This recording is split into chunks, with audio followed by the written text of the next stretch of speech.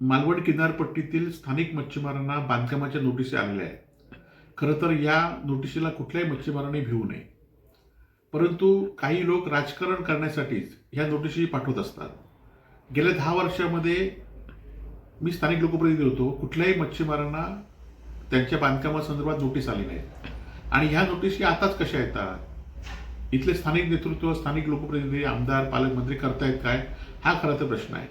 नोटिशी काढायचं, त्या लोकांना भिवायचं आणि पुन्हा त्या लोकांना आपल्याकडे वळवायचं असा हा प्रकार चालू आहे. खरं तर प्रांत अधिकारी, तहसीलदारांनी या नोटिशा दिल्या. माझा प्रांत अधिकारी आणि तहसीलदारांना एवढाच इशारा आहे की तुम्ही स्थानिक जे गोरगरीब मच्छीमार आहेत, त्यांनी आपल्या घराचं बांधकाम केलंय किंवा कोण छोटं हॉटेल व्यवसाय त्या ठिकाणी करतायत, अशांना कुठल्याला बांधकामाला हात लावला तर गाठ आमच्याशी आहे. कारण अनेक मोठी धेंड्यांची बांधकामं ही खूप अनधिकृत आहेत.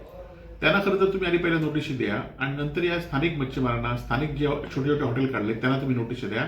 आणि अशा नोटिशीला कोणी भीक घालू नये.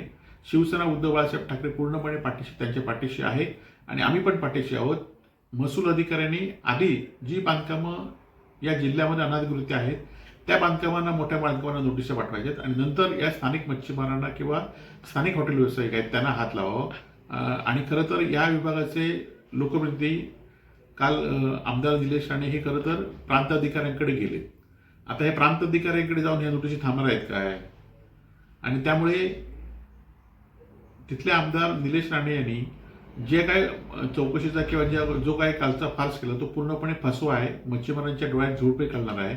आणि त्यामुळे गेल्या 10 वर्षात नोटिशी न आल्या आहेत आणि आता नोटीस कसं ह्याचा खरं तर जाबाचं उत्तर तुम्ही दिलं पाहिजे. अशीच निलेश राणेंना माझं आव्हान आहे की आता तुमच्या कारकिर्दीत ह्या अशा नोटिशी काय येतात? तुम्ही कमी पडताय की काय? हा खरा प्रश्न आहे.